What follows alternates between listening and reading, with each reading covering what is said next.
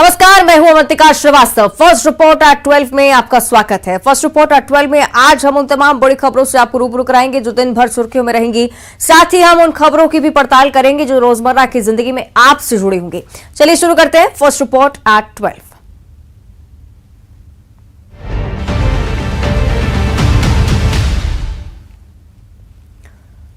और अन्य रिपोर्टों की तरफ हम रुक करें, इससे पहले पन्ना से बड़ी खबर की बात करेंगे। टाइगर रिजर्व में एक बड़ी लापरवाही देखने को मिली है। टाइगर के नजदीक पर्यटक पहुंच गए, बाघिन के पास पहुंचकर इस तरह से वीडियो बनाने लगे। पर्यटकों को देखकर बाघिन दहाड़ने लगी। जिप्सी ड्राइवर्स की बड़ी लापरवाही से माना जाए 2 दिन पहले का ये वीडियो बताया जा रहा है। फील्ड डायरेक्टर ने कार्रवाई की बात कही है। तस्वीरें देखिए, ये तस्वीरें सामने आई है पन्ना टाइगर रिजर्व की, जहां पर इस बाघिन को देखा गया और जैसे ये बाघिन दिखी चारों तरफ से पर्यटकों ने इसे घेर लिया। जीप ड्राइवर्स की बड़ी लापरवाही, इस तरह से वन्यजीवों के बहुत ज्यादा करीब जाना मना होता है इस तरह की जगहों पर।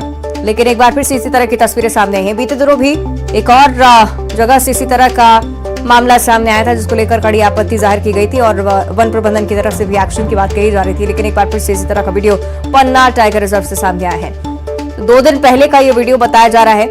तस्वीर देखिए, पर्यटक काफी ज्यादा करीब थे इस बाघिन के। इसके बाद इस बाघिन ने दहाड़ लगाई। कोई अनहोनी भी हो सकती थी और इसी वजह से एक बड़ी लापरवाही से माना जा रहा है। सहयोगी संजय हमारे साथ फोन लाइन पर जुड़ रहे हैं। संजय, बड़ी लापरवाही और ये तस्वीरें निश्चित तौर पर हैरान कर देने वाली। अगर बाघिन हमला कर देती तो बहुत बड़ी लापरवाही हो सकती थी। जी, निश्चित रूप से पन्ना टाइगर रिजर्व में जो ये नजारा आप देख रहे हैं, यह बाघिन 151 है, जो कि पन्ना टाइगर रिजर्व के मड़ला गेट से प्रवेश करने वाले सैलानियों को हमेशा लुभाती है, अपना जलवा दिखाती है। और यही कारण है कि जो पर्यटक हैं वो बच गए, क्योंकि यह बाघिन बहुत ही फ्रेंडली है, ज्यादातर लोगों को देख करके विचलित नहीं होती है। लेकिन जो 4 शावक इस वक्त वो अपने साथ लिए हुए थी और जो जिप्सी के ड्राइवर हैं, उन्होंने जिप्सी जिस तरह से चारों तरफ से उसे घेर रखा था, उसने चार्ज करने की कोशिश भी की, लेकिन जिप्सी चालकों की आवाज भी सुनाई दे रही है कि देखो देखो आज हमला कर सकती है। इस तरह का ये वीडियो 2 दिन पूर्व ही सोशल मीडिया पर वायरल हुआ था, पर्यटकों ने बनाया था। जैसा कि आपने दर्शकों को बताया कि कुछ भी खतरा हो सकता था। और पन्ना टाइगर रिजर्व के फील्ड डायरेक्टर हैं ब्रजेंद्र झा, उनसे मेरी बात हुई तो उनका साफ कहना है कि जो जिप्सी ड्राइवर हैं और गाइड हैं, उनको हिदायत दी जाती है कि आप पर्यटकों को लेके जा तो रहे हैं, लेकिन टाइगर से दूर से ही एक निश्चित दूरी बनाकर ही उनको पर्यटकों को दिखाएंगे। लेकिन जो पारितोषिक पाने की जो होड़ होती है कि गाइड पर्यटकों को खुश करने के लिए, दिखाने के लिए कि देखो मैंने कितने नजदीक से आपको दर्शन कराए टाइगर के, यही वजह है कि ये खतरा मोल ले लिया जाता है। और यह पन्ना टाइगर रिजर्व में पहला वाक्य नहीं है, पहले भी लोग खतरा मोल लेते रहे हैं, लेकिन पन्ना टाइगर रिजर्व का यह जो वीडियो है यह बहुत ही दुखद है। कल के दिन बेहद ही खतरनाक स्थिति थी। शुक्रिया आपका संजय इस पूरी जानकारी के लिए। और अब बात करेंगे मुख्यमंत्री भूपेश बघेल की, जिन्होंने राज्यपाल अनुसुईया उइके के मणिपुर के राज्यपाल बनाए जाने पर प्रतिक्रिया सामने रखी है। उन्होंने उन्हें सबसे पहले शुभकामनाएं भी दी हैं, उसके बाद ट्वीट कर अपनी शुभकामनाओं के साथ उन्होंने एक और चीज लिखी है। उन्होंने कहा कि अनुसुईया उइके जी को अपनी नई संवैधानिक जिम्मेदारी अब मणिपुर राज्यपाल के रूप में निभानी होगी। व्यक्तिगत रूप से मैं उन्हें अपनी बड़ी बहन के तरह मानता हूं। साथ ही उन्होंने ये भी लिखा कि मुझे इस बात की पीड़ा हमेशा रहेगी कि बीजेपी ने उन्हें उनकी भावनाओं के अनुरूप काम नहीं करने दिया। ये ट्वीट सीएम भूपेश बघेल की तरफ से, जो कि आपकी टीवी स्क्रीन पर। इससे पहले भी आरक्षण को लेकर इस बारे में जिक्र कर चुके हैं सीएम भूपेश बघेल कि मैं हमेशा ही अनुसुईया उइके को बड़ी बहन के रूप में देखता हूं, लेकिन बीजेपी के प्रभाव के तौर पर वो संवैधानिक पद पर अपने मन के अनुसार काम नहीं कर पाई।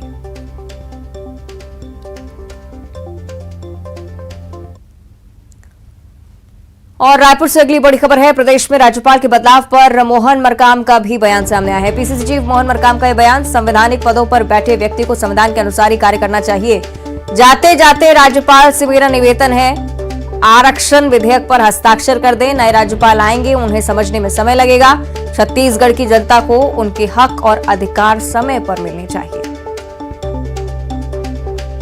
संवैधानिक पदों में बैठे कोई भी व्यक्ति हो, संविधान के अनुसार कार्य करना चाहिए। किसी के साथ भेदभाव नहीं करना चाहिए, सभी को समान दृष्टि से देखना चाहिए, मेरा व्यक्तिगत मानना है। महामहिम राज्यपाल महोदया से मैं निवेदन करना चाहता हूँ, जाते जाते जो उनके कहे अनुसार छत्तीसगढ़ की माननीय भूपेश बघेल जी की सरकार ने जो आरक्षण विधेयक पास किया उस पर हस्ताक्षर कर दे, मैं ये निवेदन करना चाहता हूँ। यदि नहीं करती हैं, जो नए आए हैं उनसे क्या उम्मीद है?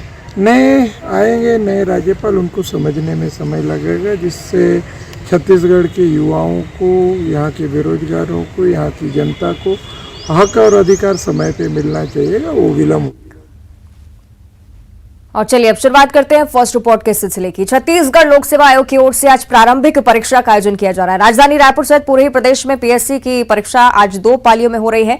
रायपुर में 56 परीक्षा केंद्र इसके लिए बनाए गए हैं। 189 पदों के लिए परीक्षा है। हजारों परीक्षार्थी इसमें शामिल हो रहे हैं और परीक्षार्थी भी परीक्षा को लेकर काफी उत्साहित नजर आ रहे हैं। यहाँ सभी पर्यवेक्षक जिनकी नियुक्ति हो चुकी है, साथ ही साथ कोविड-19 का पालन भी, गाइडलाइंस का पालन भी यहाँ पर करवाया जा रहा है।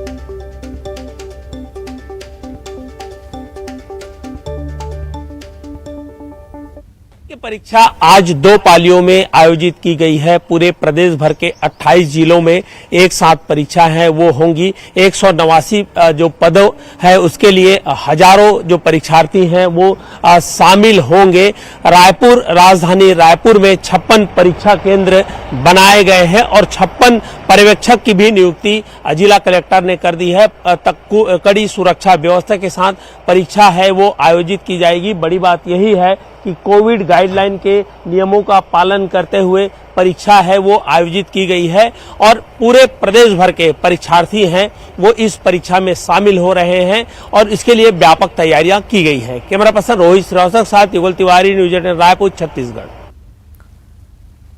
मध्य प्रदेश में चुनावी साल आते ही विरोध और आंदोलनों का सिलसिला शुरू हो चुका है। राजधानी भोपाल से लेकर जिला स्तर तक लोग और संगठन अपनी मांगों को लेकर विरोध दर्ज करवा रहे हैं। इसी बीच अब राजधानी भोपाल में करनी सेना के बाद आज भीम आर्मी सरकार की मुश्किलें बढ़ाने जा रही है। 2023 के विधानसभा चुनाव से पहले जातिगत वोटरों को साधने की कवायद तेज हो गई और इसी के तहत आज भोपाल में भीम आर्मी का एक बड़ा कार्यक्रम आयोजित किया जा रहा है, जिसमें आदिवासी संगठन जयस, गोंडवाना गणतंत्र पार्टी और कई जो संगठन है उनके बैनर तले एक संयुक्त कार्यक्रम आयोजित किया जा रहा है, जिसमें SC ST से जुड़े OBC के भी कई मुद्दों को उठाने की तैयारी है। OBC को 27% आरक्षण, SC ST का आरक्षण बढ़ाए जाने के साथ 1 लाख पदों को भर्ती करने की कवायद है और उसी के तहत एक बड़ा कार्यक्रम यहाँ पर आयोजित किया जा रहा है, जिसमें बड़ी संख्या में प्रदेश भर से लोग शामिल हुए। सामाजिक न्याय जो यात्रा है, इसको नाम दिया गया था, जो जनवरी में शुरू हुई थी और उसका समापन यहाँ पर बताया जा रहा है। इसमें जो जातिगत वोटर हैं, जो जातियां हैं, उनको साधने की कोशिश यहाँ पर की गई है। अलग अलग संगठन के लोग मौजूद हैं। किन मुद्दों को लेकर आप लोग यहाँ जुटे हो, कोई बता पाएगा? किन मुद्दों को लेकर यहाँ पर आए हो, क्या मांगे आप लोग? क्या मांगे? आरक्षण के लिए। कौन सा आरक्षण छीना जा रहा है? हमें हर चीज में जो आरक्षण हमें मिलना चाहिए वो हमें मिल नहीं पा रहा। जो लोग हैं वो उसको बोल रहे हैं कि इसको ऐसा नहीं हो सकता, हमारा आरक्षण हमें मिलना चाहिए। ऐसी जो बाबा साहब ने लिख रखा, बाबा साहब ने जो लिख रखा है, तो आरक्षण को बढ़ाए जाने की मांग को लेकर यहाँ पर जो है बड़ी संख्या में लोग जुटे हैं। उनका कहना है कि आरक्षण को कम किया जा रहा है, खत्म किया जा रहा है और आरक्षण जारी रखा जाए। इसके अलावा आरक्षण को बढ़ाया जाए, उसी की मांग को लेकर यहाँ पर बड़ी संख्या में कार्यकर्ता 2023 के विधानसभा के चुनाव से लिहाज से भी ये बेहद महत्वपूर्ण माना जा सकता है। जनजाति सुरक्षा बैनर तले यहाँ पर बड़ी संख्या में आदिवासी जुटे थे, लेकिन अब भीम आर्मी के बैनर तले न सिर्फ आदिवासी बल्कि अनुसूचित जाति, जनजाति और OBC वर्ग के कई संगठन जुटकर यहाँ पर हल्ला बोल करने की तैयारी नजर आ रही है। कैमरा पर्सन दीपक के साथ अनुराग श्रीवास्तव। इधर ग्वालियर में पार्षद शैलू कुशवाहा हत्याकांड में फरार आरोपियों को गिरफ्तार करने की मांग करने के लिए महापंचायत करने आए OBC नेता प्रीतम लोधी और उनके समर्थकों द्वारा निर्धारित की गई शर्तों का उल्लंघन और बिना अनुमति के फूलबाग चौराहे पर चक्का जाम पर पड़ा थाना पुलिस ने धारा 188 के तहत प्रीतम लोधी, रामबाबू कुशवाहा सहित 1 सैकड़ा लोगों पर मामला दर्ज किया है। बीजेपी से निष्कासित OBC लीडर प्रीतम लोधी की मुश्किलें कम होने का नाम नहीं ले रही है। ओबीसी नेता प्रीतम लोधी के खिलाफ ग्वालियर के पड़ाव थाने में एक और आपराधिक मामला दर्ज हुआ है। दरअसल शुक्रवार को पार्षद शेलू कुशवाहा हत्याकांड को लेकर ओबीसी महासभा और अन्य संगठनों ने एक बैठक और महापंचायत का आयोजन किया था। इस बैठक और महापंचायत के आयोजन के बाद देर शाम इन लोगों ने फूलबाग स्थित चौराहे पर चक्का जाम कर दिया। करीब आधे घंटे तक इन लोगों ने पार्षद शेलू कुशवाहा हत्याकांड के आरोपियों के मकान तोड़ने की मांग को लेकर फूलबाग पर चक्का जाम किया था। इस दौरान आसपास यातायात बाधित हो गया था। चूंकि इसके लिए सिर्फ सभा की ही अनुमति थी, यही वजह है कि पुलिस ने इसमें वीडियो रिकॉर्डिंग के आधार पर आयोजन करने वाले प्रीतम लोधी और एक अन्य नामजद सहित करीब 100 लोगों के खिलाफ एफआईआर दर्ज की है। पुलिस का कहना है कि अब वीडियो रिकॉर्डिंग के आधार पर इस चक्का जाम को करने वाले आरोपियों की शिनाख्त की जाएगी और धीरे धीरे सभी लोगों के नाम एफआईआर में दर्ज किए जाएंगे। आपको बता दें कि प्रीतम लोधी अपने बयानों और विवादों के चलते भाजपा से निष्कासित हो चुके थे और अब वो ओबीसी का एक बड़ा चेहरा बनने की कोशिश कर रहे हैं। यही वजह है कि पिछले 3 महीने के अंदर कम से कम 4 मामले ऐसे आ चुके हैं जिनमें प्रीतम लोधी के खिलाफ पुलिस केस दर्ज हुए हैं। सुशील कौशिक, न्यूज़ 18, ग्वालियर। जबलपुर में मानव तस्करी गिरोह का पुलिस ने पर्दाफाश किया है। पुलिस की जांच में खुलासा हुआ है कि 3 महीने पहले जो युवती गोरखपुर थाना इलाके से गायब हुई थी, उसे 1 लाख में बदमाशों के गिरोह ने बेचा था। पुलिस ने इस मामले में अब तक 3 महिलाओं और 3 पुरुषों सहित कुल 6 लोगों को गिरफ्तार किया है। जबलपुर पुलिस ने मानव तस्कर गिरोह का पर्दाफाश किया है। इस गिरोह के 6 सदस्यों के कब्जे से एक युवती को बरामद किया गया है। जानकारी के मुताबिक 3 महीने पहले मांडवा बस्ती से यह युवती अचानक गायब हो गई थी, जिसके गायब होते ही परिजन उसकी तलाश में जुटे और जब पता नहीं चला तो पुलिस में शिकायत दर्ज कराई गई। पुलिस ने जब युवती की जांच पड़ताल शुरू की तो उन्हें पता चला कि टीकमगढ़ में यह युवती रह रही है और जब युवती को पुलिस ने अपने कब्जे में लिया तो उसने जो कहानी बताई उसने पुलिस को हैरान कर दिया। बहरहाल गिरोह के 6 सदस्य कब्जे में हैं, जिनमें से 3 महिलाएं हैं। युवती को उसके परिवार के सुपुर्द कर दिया गया है और पुलिस अब इस गिरोह से पूछताछ कर रही है। पवन पटेल, न्यूज़ 18, जबलपुर। और प्रदेश के पीडब्ल्यूडी मंत्री गोपाल भार्गव ने सागर के शाहपुर क्षेत्र में विकास यात्रा के दौरान जनता को संबोधित करते हुए कहा कि अब की बार जब कांग्रेस के लोग वोट मांगने आए तो इन कांग्रेसियों से पूछना कितने में बिकोगे, हमें कितना दोगे। भार्गव ने मंच से कांग्रेस पर निशाना साधते हुए कहा कि विपक्ष में 1 साल नहीं काट पाओगे और इस बार चुनाव में 2 अंकों में कांग्रेस सिमट जाएगी। 10 से 11 सीटें ही नहीं आएंगी। दहाई का अंक नहीं छू पाएगी कांग्रेस। उन्होंने ये भी कहा कि सब नौटंकीबाज है। देश के पीडब्ल्यूडी मंत्री गोपाल भार्गव के निशाने पर कौन है, ये सवाल इसलिए उठ खड़ा हुआ है क्योंकि सागर में विकास यात्रा के दौरान मंत्री गोपाल भार्गव का एक बड़ा बयान आया है। मंत्री गोपाल भार्गव ने अपने विधानसभा क्षेत्र में कहा है कि यदि कांग्रेसी आए तो उनसे सवाल करना कि वो कितने में बिकेंगे, क्योंकि ये कांग्रेसी सूटकेस लेकर इधर उधर हो जाते हैं। मंत्री गोपाल भार्गव के निशाने पर कांग्रेस तो थी ही, लेकिन सवाल इस बात को लेकर है कि क्या मंत्री गोपाल भार्गव के निशाने पर सिंधिया समर्थक विधायक भी थे। राजधानी भोपाल में नवनियुक्त शिक्षकों का दल न्यूली अपॉइंटेड टीचर्स एसोसिएशन के बैनर तले एक बार फिर से सड़कों पर उतरकर प्रदर्शन करा है। नवनियुक्त शिक्षकों का दल फुल वेतन और प्रोबेशन पीरियड 2 साल करने की मांग को लेकर आंदोलनरत है। सैलरी और 2 साल का प्रोविजन पीरियड, इसकी मांग को लेकर न्यूली टीचर्स एसोसिएशन प्रदर्शन करने जा रहा है। उनकी मांग है कि उनका जो प्रोविजन पीरियड है उसे 2 साल बढ़ाया जाए, साथ ही उन्हें 100% सैलरी दी जाए। हालांकि विधानसभा चुनाव के पहले न्यू अपॉइंटेड टीचर्स का ये प्रदर्शन कहीं न कहीं मायने रखता है और सरकार को घेरने के लिए इस तरह की रणनीति बनाई जा रही है, क्योंकि सरकार ने जिन नए शिक्षकों की भर्ती की है उसमें कई सारी विसंगतियां देखने को मिल रही है। इसी के विरोध में न्यूली अपॉइंटेड शिक्षक इस तरह का प्रदर्शन करने जा रहे हैं।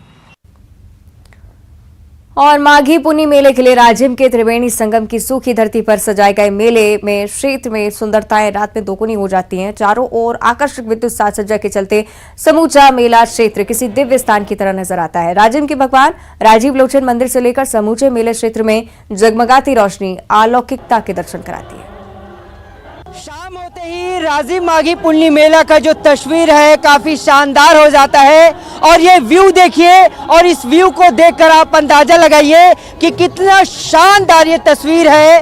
और शाम होते ही रंगीन लाइटों से पूरा लक्ष्मण झूला जगमगा उठता है, राजिम का यह पुन्नी मेला जगमगा उठता है। तो पहले बात करना चाहेंगे कैसा लग रहा है नजारा? बहुत सुंदर। क्या कुछ नया देखने को मिला? यहाँ अभी मतलब लक्ष्मण झूला जो है वो सबसे बढ़िया तो वो है, और अपन इधर ये बना है राम वन गंपथा, वो है सबसे बढ़िया देखने लायक। क्या कुछ अच्छा लग रहा है? यहाँ पे जो लाइट्स लगे हैं वो कुछ ज़्यादा ही प्यारे लग रहे हैं और इस साल कुछ ज़्यादा ही लाइट्स लगाए गए हैं। जी बिल्कुल। क्या कुछ नया नज़ारा, क्योंकि वो काफ़ी अच्छा नज़ारा देखने को मिला है। देखिए राजिम की भव्यता दिनों दिन बढ़ रही है और जिला प्रशासन के निर्देशानुसार जिस तरह से काम हुआ है वो लोगों को आकर्षित कर रहे हैं। तो ये दिनों दिन इसकी लाइटिंग भी ज़बरदस्त बढ़ते जा रही है और वास्तव में एक विहंगम दृश्य है। बताइए क्या कुछ नया देखने को मिला? हाँ, इस साल बहुत कुछ नया नया मिला है देखने को। हाँ, ये तस्वीर आप देखिए और इस तस्वीर को देखकर बताइए कि क्या कितना शानदार लग रहा है। बहुत अच्छा है और मंदिर वगैरह भी बहुत अच्छा से लगा रहा है इस साल। हाँ, कैसा नजारा है भाई साहब? बहुत अच्छा है यहाँ का दृश्य, यहाँ घूमने आया तो बहुत अच्छा लग रहा है, मन बहुत शांत लग रहा है। देखिए राम वनगमन पथ के तहत बने श्री राम की मूर्ति भी काफी भव्य है और लगातार लोग देखने आते हैं। कैसा लग रहा है इस बार? बहुत बढ़िया लग रहा है। बहुत बढ़िया लग रहा है। आप बताइएगा कि कितना शानदार माहौल है? बहुत ही शानदार माहौल है और यहाँ का जो लक्ष्मण झूला है वो बहुत ही सुंदर है, लाइटिंग बहुत अच्छा है। भैया फोटो बहुत लोग खींच रहे हैं। फोटो क्या है, इतने शानदार जो शासन ने व्यवस्था की है उसको फोटो तो लेंगे ही लोग, आकर्षित होकर ले रहे हैं फोटो। अब देखिए तस्वीर को देखकर आप खुद कहेंगे कि वाह क्या शानदार है। तो ये है राजिम माघी पुन्नी मेला 2023 की तस्वीर जिसे लोग खूब पसंद कर रहे हैं। न्यूज़ 18 के लिए राजिम गरियाबंद से शेख। और चलिए सीधे आपको राजधानी भोपाल लिए चलते हैं। IFS मीट 2023 का शुभारंभ यहां पर हो रहा है। सीएम शिवराज सिंह चौहान भी इस खास कार्यक्रम में शिरकत करने पहुंच चुके हैं।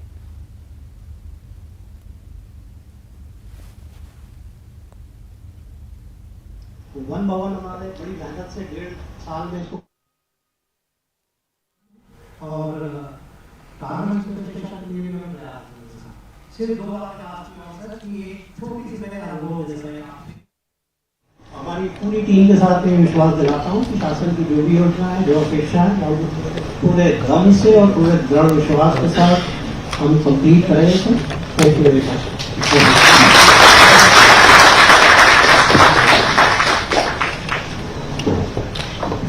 आभार वन प्रमुख महोदय। वन विभाग की उपलब्धियों के प्रस्तुतिकरण उपरांत अब वन विभाग द्वारा प्रकाशित पुस्तक फिल्म एवं वेबसाइट के विमोचन की बारी है। माननीय मुख्यमंत्री जी एवं मच्चा सिंह अतिथिगणों से वन विभाग सफलता के नए आयाम पुस्तिका का विमोचन करने हेतु आग्रह है। माननीय पुस्तिका का विमोचन कर हमें अनुग्रहित करें। जोरदार तालियां बजती रही। बहुत बहुत धन्यवाद।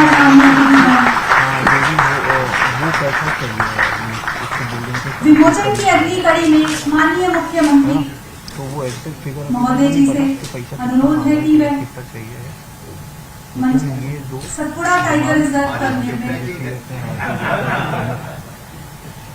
प्रमुख है ना मुख्य वन अगली कड़ी में माननीय मुख्यमंत्री महोदय जी से अनुरोध है कि वह सतपुड़ा टाइगर रिजर्व करने में एक लघु फिल्म एक्सप्लोरिंग सतपुड़ा का विमोचन करने का कष्ट करें। यह फिल्म माननीय वन मंत्री जी के मार्गदर्शन में वन विभाग एवं इको पर्यटन बोर्ड द्वारा बनाई गई है, जिसमें सतपुड़ा टाइगर रिजर्व के प्राकृतिक सौंदर्य एवं वहां की अद्भुत जैव विविधता और इको पर्यटन गतिविधियों को दर्शाया गया है। इस फिल्म से निश्चित रूप से सतपुड़ा टाइगर रिजर्व की पर्यटन गतिविधियां आम जन तक पहुंचेगी। बहुत बहुत धन्यवाद। माननीय जोरदार तालियां बजती रही।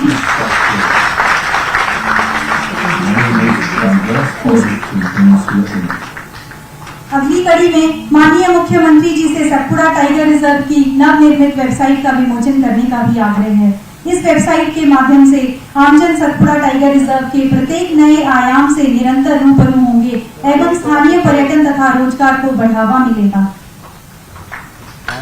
धन्यवाद माननीय महोदय। अगली कड़ी में कूनो नेशनल पार्क द्वारा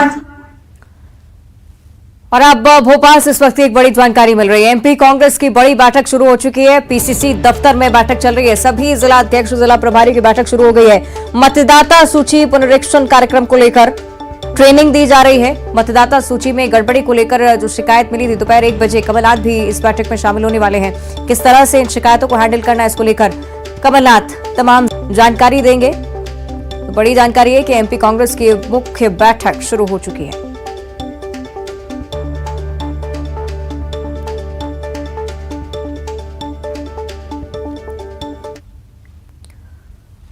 प्रदेश में मौसम का तापमान जैसे जैसे चढ़ रहा है, जुबानी तापमान में भी इजाफा लगातार हो रहा है और यही वजह है कि प्रदेश में बीजेपी हो या कांग्रेस, कोई एक दूसरे पर वार पलटवार करने से नहीं चूक रहा है। मंत्री गोपाल भार्गव के बयान पर अब कांग्रेस प्रभारी अवनीश भार्गव का भी बयान सामने आ चुका है। उन्होंने बीजेपी पर तंज कसते हुए बीजेपी को पैसे का घमंड है ये बताया है। साथ ही ये घमंड 2023 के बाद चकनाचूर हो जाएगा, ये बड़ी बात उन्होंने कही। बीजेपी ने पैसे के बल पर सिंधिया और समर्थकों को तोड़ा है। साथ ही गोपाल भार्गव के बयान पर उन्होंने कहा कि चुनाव के बाद पता चलेगा कि कौन बिकाऊ है, कौन टिकाऊ है। भारतीय जनता पार्टी ने जो बीच में सरकार बनाई है खरीद फरोख्त करने के बाद, और जो लोग बिकाऊ थे उन पे हमला है। निश्चित तौर पे ये बात सिद्ध हो गई है कि भारतीय जनता पार्टी ने सिंधिया और उनके समर्थकों को पैसे देके तोड़ा है और उनको लोभ लालच दिया है। और दूसरी बात ये सिद्ध होती है कि भारतीय जनता पार्टी के पास अन्नाप शन्नाप पैसा आ गया है। मंत्री जी को घमंड है, भारतीय जनता पार्टी को घमंड है। जिस तरीके से अडानी से लगा के सब लोगों को घोटाले इन्हें किए हैं और मध्य प्रदेश में एक के बाद एक घोटाले चल रहे हैं, तो पैसे का जो घमंड है इनका अहम है, चकनाचूर हो जाएगा और 2023 में पता चलेगा कि बिकाऊ कौन था और टिकाऊ कौन था। कई मुद्दे ऐसे आए जिन पे इनको विश्वास, हम वहां की बात करें, सागर जिले में इनमें बहुत संघर्ष आपस में चल रहा है। गोविंद राजपूत ने कितने पैसे लिए ये गोपाल भार्गव जी अच्छे से बता सकते हैं।